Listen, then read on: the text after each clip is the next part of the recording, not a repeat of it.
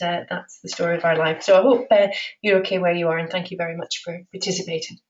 Okay, today's webinar has a number of aims. The first is to introduce you and familiarise you with the app itself and the website, and give you some rationale for why we built Iobserve in the first place. Next, we want to familiarise you with some of the website's capabilities, and we're just going to do that in a small way today and create other opportunities for you later to learn more about that. And we want to help you get started if you are either a new member or you're using the app on a trial basis. If you have any questions, you have a question mark on your screen which allows you to pose a question, which I'll see on my screen, and I'll endeavour to answer those as we go through. You might want to keep thinking as we go through the session about the questions and challenges that you have in relation to lesson observation, and don't hesitate to kind of share those with us via the question screen, or you can speak to me later after the webinar. In terms of why we built Iobserve in the first place, there are some questions that we had, and I just want to give you a very brief context and share those with you. The kinds of things that we were thinking about was, are leaders and teachers confident in evaluating teaching?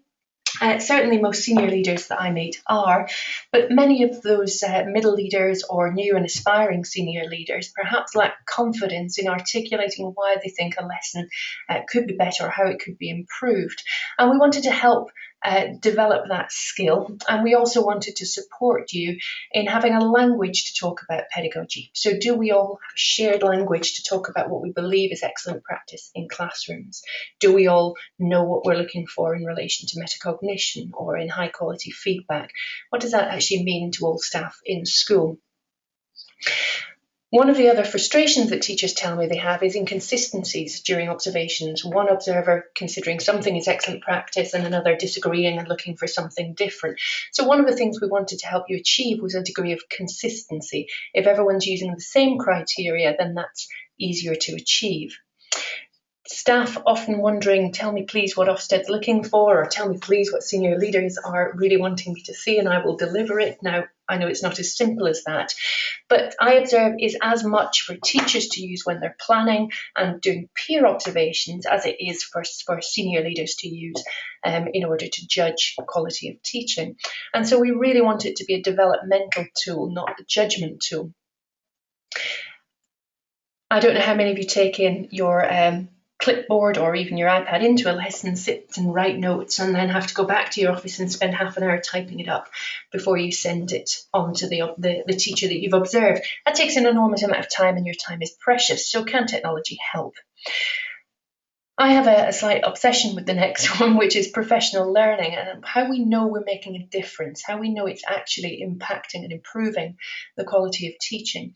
So if you choose to invest heavily in teacher coaching, which is both a time and financial demand, then do you know that it's actually improving the aspects of pedagogy around which you're coaching?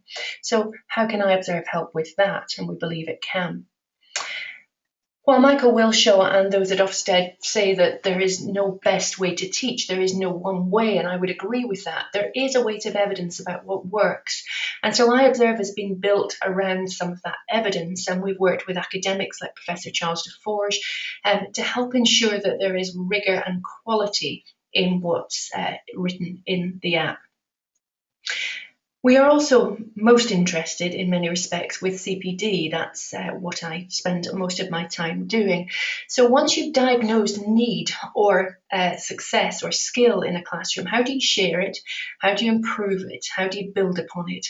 And so Iobserve is designed to not only help you diagnose practice, but then create a toolkit from which teachers can use to improve and build upon it. And as I said earlier, we want to really help develop peer-to-peer support and development. So how can teachers use this to really help interrogate their practice and really support one another as they seek to improve learning for students in the classroom? So that's just a kind of context and overview. I want to tell you just a few of the developments that we're working on at the moment, so you have a sense as to what else is going to be available to you if you subscribe to Iobserve. The thing I'm most excited about, and is almost ready for for trial later this month is our teaching assistants audit tool.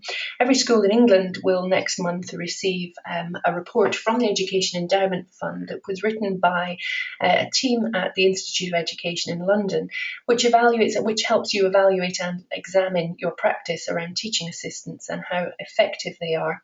I'm delighted that Rob Webster, who is part of that team, has been helping us write an audit tool for teaching assistants that you can use in school, and that will be ready very soon. It just went live in the latest update. If you've updated your app the other day, we have a Welsh version requested by Welsh-speaking schools in North Wales. So if that's you, then welcome, and I hope it helps. We're also working on at the moment an early years version. We recognise that the slider content currently doesn't work in early years, and so we're working to develop a set of statements, a set of descriptors which relate specifically to early years, and we hope to have that ready at the end of the academic year, ready for September, and that will be followed on by a sixth form version, and we also are planning a special school version, and we have some of our users in special schools who are going to be helping us with that. We also have the intention to start to develop subject sliders, and our intention is to begin with a primary maths slider that will help more people understand concepts such as mastery and so on, and what that might look like in the classroom. We're also developing the ability to upload, for teachers to upload their own content into the website so that they can begin not only to access their observations as they can currently do, but also to store CPD evidence or documents reading that they particularly find relevant to their priorities for improvement, and that will help them with performance management, but also just in terms of a log of professional learning. And the other thing that we have begun thinking about, and a number of schools have requested, is a tool to support with work scrutiny. We'll know more soon about that, and I'll be able to tell you more about that in our next webinar. So those are some of the developments. Some of the improvements that we need to make, that we've recognised need improvement. And the great thing is that our users contact us and tell us what it is they would like the app and the website to be able to do. And we would really encourage you to do that if you are currently trialling Iobserve. So we know that we need to improve user level access, and that's ongoing, as I've mentioned. We need to make it slightly easier for you to categorise and classify observations. You can currently create groups around subject departments or key stages, but if you're in a large secondary school where teachers teach across key stages and even across subjects, then we need to make that slightly better. And we also have been asked to enable the app to be able to pause an observation if you want to dip in and out of different lessons during one episode and you want to be able to revisit an observation. So those are simple things that are going to be dealt with in the next week or two and will be improved upon. Just to let you know as well, some of the other training that's going to be coming via webinar, we're going to have a session on teaching assistants. We're going to have a session on making the most of online reporting, so that will really deal with how you manage the content of the website, and a session on how to use and maximise use of the user level access. So those are just some of the things that are coming in the very near future, just to be aware of. You all have my email address, but don't hesitate to get in touch after today's webinar. I'm more than happy to arrange direct contact or a telephone conversation with you just to help support you or to answer any questions that you have. Any technical inquiries, difficulties can be directed to my colleague Richard Griffiths, and he will support you in sorting those out. So let me take you to have a look at the app now. And we're going to just first of all familiarise you with the content of the app. So I'm just mirroring my iPad screen here. Apologies for the very bright green colour. It's just simply in the mirroring that it goes a few shades brighter. Okay, so this is your main app screen, as you will have already seen. Just a couple of things to draw your attention to before I show you the main body of the app. First of all, we've got some content here which helps you understand the rationale behind each of the sliders. So by tapping on any of the words in the Venn diagram, you'll get a sense of the evidence that underpins the logic for having that slider. Down the left-hand side, it explains why at the moment we haven't got a subject knowledge, an assessment and a behaviour slider as discrete units. That's because I would suggest that those three permeate all 5 sliders. We have been asked to think about a behaviour for learning slider, and I'll keep you posted on that development. So that's just a little tool to help you understand the logic behind the content. All of the administrative functions you need can be found in admin. Language is where you would choose your Welsh or English version. This is where you download and sync observations and download teacher and class lists, which we'll come back to in a second. This is where you go in order to register your iPad. So that's in admin. So if I take you first of all and primarily to the main Iobserve button, we're going to talk in a little while about how you would download classes and teachers into the app. That's really important. Just in terms of observing, if 2 people are observing the same teacher and you call me Julie McGrain while a colleague calls me JMG, we will be seen as 2 separate people. So this is just to ensure consistency and ease of reporting. And I'll show you in a second how you can upload teacher lists and class lists. There are a couple of other features on the screen here that I'd like just to show you. The first is that you can turn on or off any of those sliders, so you don't need to focus on all of them if you wish not to. You can also show judgment labels. The default, if you turn it on, is obviously Ofsted's 4 criteria, but you can tap on those and delete them, or you can just create your own descriptors. So you may just want one at one end, which is needs improvement or needs development, and the other end, which is worth sharing or excellent practice. And you can completely separate it from any kind of national or international accountability system. The monitoring, observation and professional learning buttons at the bottom here are simply in order to allocate an observation for reporting purposes. So if 2 teachers want to do a peer-to-peer observation, or you simply are wanting to kind of support a teacher's development and this isn't about any sort of form of judgment, assign it as a professional learning observation. That way it won't be number crunched in amongst all of the other monitoring observations. And similarly, if you do want it as a monitoring observation in order to have a more robust analysis of teaching over school, then select the monitoring button. If you want to assign a number, an Ofsted type number, 1 to 4, then include an overall judgment. Most schools are now moving away from that, and so you can turn that off should you choose to. So we'll just use Iobserve in test mode, and you can do this in order to play and not have to populate all of those fields on this form so that you can get familiar with the content of Iobserve. So I'm just going to use it in test mode. A couple of things just to draw your attention to here is if you tap on any of the slider headers, you get an overview box, and that just tells you what and ideally pupils and teachers will be getting out of the lesson, what teachers will be doing if you have rather excellent practice in that particular field. Once you begin the lesson observation, you'll notice at the bottom right-hand corner of the screen there is a start time and end time. That allows you to take a timestamp if you're a member. So if I pick a timestamp, I could make a reminder, give myself a reminder, good group work, and save that for myself later. Now that's a really helpful tool if you are, for instance, videoing the lesson for CPD and you want to get back to a precise moment in the lesson really quickly. This will tell you what time you're looking for. Alternatively, if you want to track a particular thing, how long the teacher's talked or how long a particular group has remained on task, you can use the timestamp to help record key episodes. I won't use the button now, but if you touch the photo button, then that allows you to take a picture. What users are telling us they like about that is either you might take a scene of the classroom to go back to remind you of a key moment or a key episode and facilitate a conversation during feedback.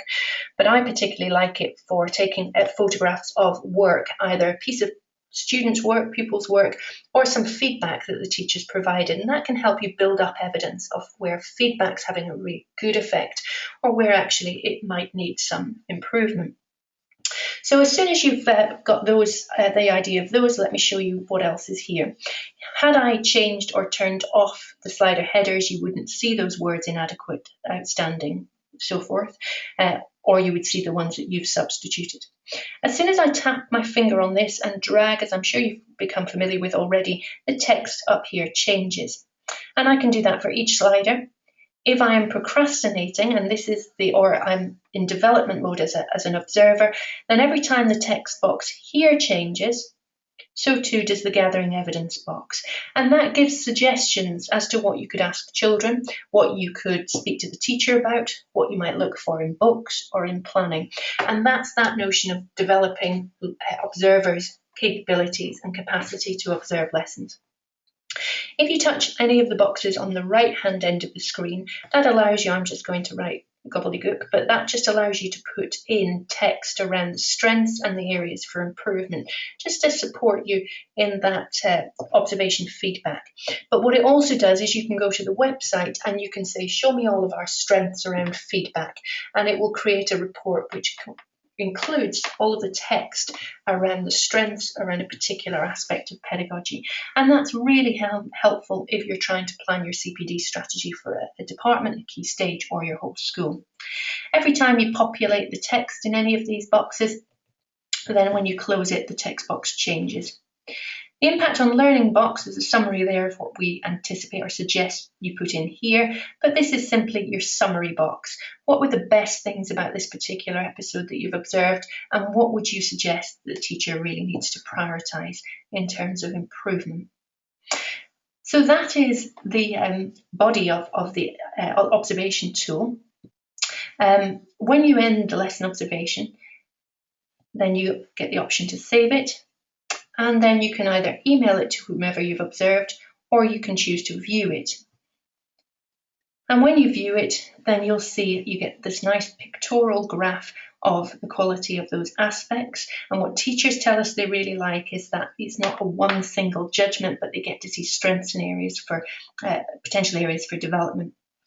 It's important to note that if you don't move the slider at all, then you get the not applicable. Now that's important because you may decide in a lesson that actually classroom talk is not relevant to this observation. It's not a negative, it's just not a feature that needs to be here for this to be great learning. So by not moving the slider at all, then the website doesn't number crunch that data and see it as a negative. Otherwise, even if you move it a fraction, it sees it as a weaker score. What you also then get is in italics the maximum slider position. So wherever you ended the dot, you will get that text under the relevant section, and then you'll get the text that you typed. Your timestamps then appear at the bottom, as do the thumbnails of any photographs you've taken. Now you'll notice that I didn't move 3 of the sliders. I can go back and edit that in the app, which I'll show you how to do in a second. If I don't want the Iobserve comments, if I don't want that italicized text, then I can simply, as a member, select No up in the top right-hand corner, and that when I view it this time, you'll see that I only get my typed text rather than the italicized text. So when I'm finished, I can close that down. And if I want to go back and edit it, I can view observations that are stored on the iPad, and I can pick the one from today, and then I can press Edit, and I can go back in and move the sliders, change the text, update it. And if your typing sometimes finds you've got mistakes, or you just want to sharpen it up, or you didn't have time to finish making a comment in the lesson, this is the place to go back to. You can also do it on the website. So if you prefer typing on a keyboard, you can actually go back and put the bulk of your text in after the event. So again, I simply end, and I save if I want to save the changes I've made, and I close. The website and the app choose the most recent update to save. So whichever place you do the updates, either on the website or the app, that place will store and sync so that you have an up-to-date version. As soon as you as soon as you make an adjustment on the website, you can't then re-edit on the app itself, on the iPad. So that's the main body of the lesson observation app, but let me show you the additional features that you have as a member. First of all, Iobserve Walks is here. This allows you to take any one aspect of practice and up to 5 observations. You fill in the teachers' names, And then in test mode, what you would have is the teacher's names down the left-hand side here once you'd inputted those, and the ability just to produce 5 repeat sliders, and that allows you to walk around a number of different classrooms and examine specific aspects of practice. One of the additions that we're about to make to this is there will soon be a field that says case pupil or focus. That's because I am of the purest view of lesson walks, which it's an inquiry-based process where you have a very specific question that you are walking around the school trying to answer. Similarly, you could use this with a case pupil. So I might want to look at a most able student, one of my more able students, and look at their experience of challenge and differentiation over the course of a week. So I could put the case pupil's name in, I could select challenge and differentiation. I might choose 5 lessons over the course of a day or over the course of the week, and I might build up a report around that child's experience. Alternatively, I might choose one of my SEN students who's really struggling with developing their talk skills, and that way I can do the same process for them. And that helps you produce some nice case studies on particular groups or particular individual children that can add to your evidence base. So that's Iobserve Walk, and we're going to be developing that further over time. Also in this section, you'll find the TA slider will appear in the next couple of weeks, and that's available at no additional cost to select members. If you're an enhanced member, that's an extra £100 on top of membership, but you then have access to our growing bank of CPD tools. In this case, we've started with challenge and differentiation. I'm not going to go into detail of these for now, but there are a range of tools, audit tools, for instance, that you can have a look at. But there's also a range of CPD tools. So this is one of my favorites. This is a self and peer evaluation tool. I won't do it now, but what you've got here is the ability for a teacher to plan their lesson and teach their lesson and reflect on how effectively they think they planned for challenge and differentiation, and how effective they perceived they were at responding to progress as it unfolds in the lesson. And they invite an observer to come in and do that observation, looking at those 2 aspects. And then what they have at the end is a nice report which allows them to compare and contrast, to facilitate a conversation that says, hang on, I thought I planned really well for that. Why did you not think planning worked? Or I thought I was really good at picking up on when children needed a new challenge. You thought I was even better at that. What was it you saw that I didn't notice? So that's the logic for these tools. We've been working with Charles Deforge on this, as I mentioned. He's written a number of think pieces for us. One of them is in here, and those are just downloadable. But also tools that we're building. This just gives you an example of what's coming. So here, for instance, you can complete the task and you can create some notes for yourself. It's a CPD process, and this is your kind of learning journal. And you can email yourself your journal at the end of that activity. So that's enhanced membership. So that's the app as it stands at the moment, and as I say, there are a number of additions coming to that shortly. So if I turn that off for a minute, and then what I'd like to give you the opportunity to do is just have a very quick look at the website. And then those of you who are already logged in and understand how to set up the app, you may turn off at that point, and others of you may wish to stay on if you're setting up the trial yourself. So let me first of all take you to the website. Once you've logged in, this is what you will see in front of you, and this is where you do a variety of jobs like upload class lists and teacher lists, which I will come back to in a minute. But you have a number of functions here. This is where you would create user level access, and we'll do that in a separate app at another time, but that allows me to put teachers' names in, set them up as standard users, and they will receive a personalised email that gives them login details. That way they can access any observations that they've done of others or any observations that they have had done of them. Quick charts is most relevant if you are still scoring lessons. What you get here is a pictorial representation of how teaching looks in terms of those 4 great boundaries. You can also get a sense of who are my outstanding teachers and look at the observation for that. And then you get different criteria here, looking at the strengths, the average strengths and areas for improvement in the school. And that might help you diagnose your CPD priorities, for instance. It also breaks that down, and you can see where particular aspects of strength or where particular outstanding practice is, and you can select any of those and look at them in more detail. So that's just the quick charts facility. You can view all observations that you've done. This is where you would go if you want to view a PDF of the report and print it out directly from your website. You can go to edit here, and that allows you to make your changes and updates there. You can select from a particular time span to make it easier to navigate. You can also create groups of teachers. So those might be subject-specific groups where you can allocate teachers to a group. And it might be that you want to create groups around particular CPD aspects so that you can begin to evaluate impact. And as soon as you've created a group, so I pick my geography department and I can see which teachers on my list have been assigned to that department. And that's how I create groups. Uploads lists we'll come back to get later.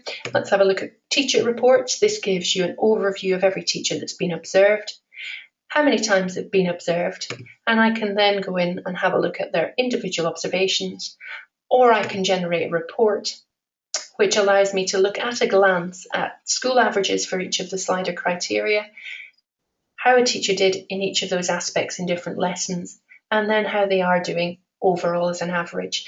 And that teacher average is color coded, as you can see, and what that does is it allows you to say, okay, green is above average, blue is below average, and then you can get a sense of how the teacher's getting on. Okay.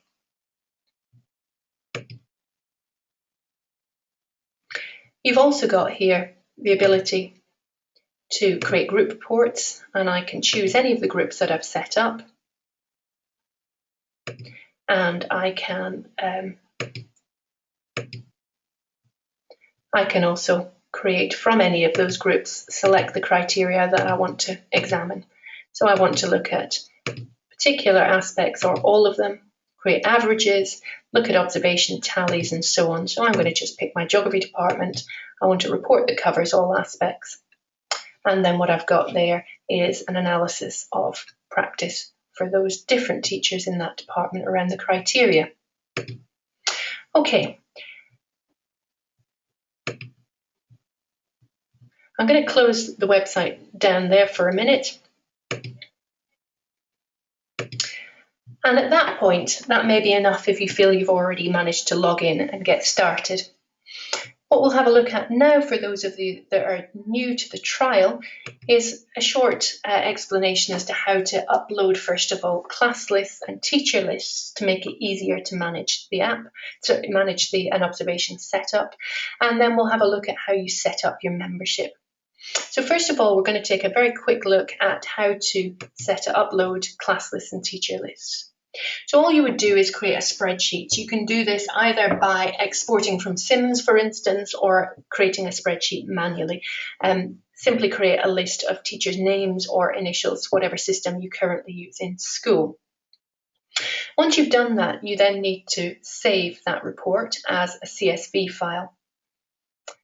So I would recommend giving it an easily identifiable name and then saving it somewhere logical for you. And then I would save it needs to be saved as a CSV file. Once you've done that, you can close that file down.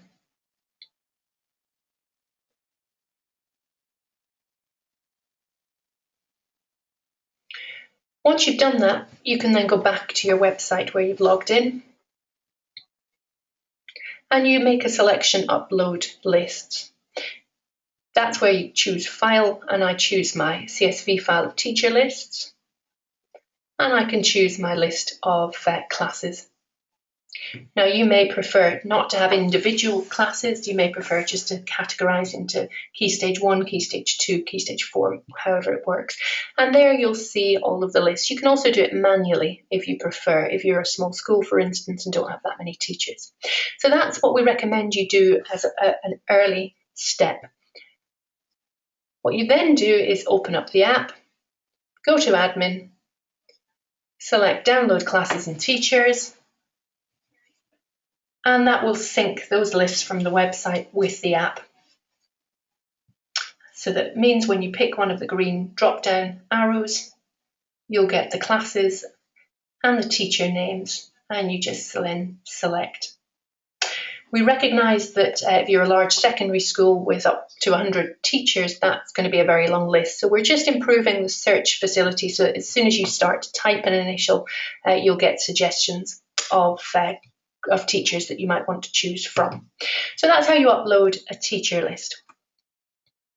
This is how you register your device. Once we set you up as a trial user or as a new member, you will receive an email like this. Please make a note of the name of the school, and please note that that's case sensitive and there are no spaces. Then follow the link.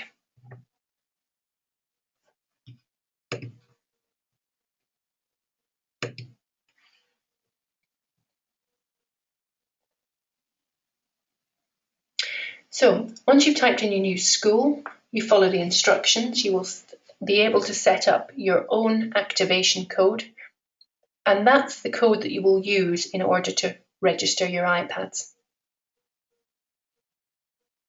Once you've done that, please make sure you made a note of it. You get a reminder on the next screen, but that school name and activation code is what all members of staff in school use in order to register up to 10 iPads. If you need more than that, just get in touch and we can arrange that.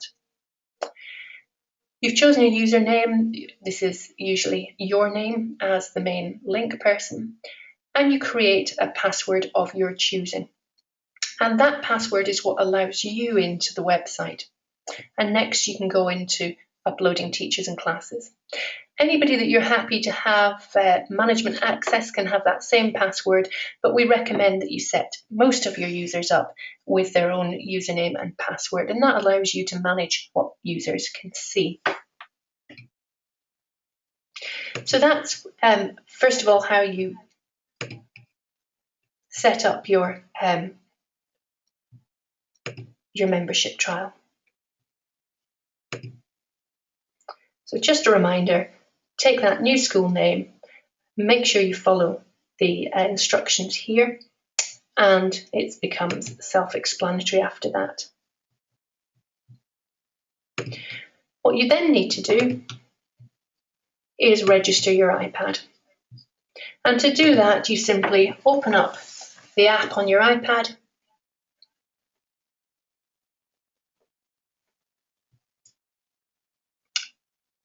choose admin,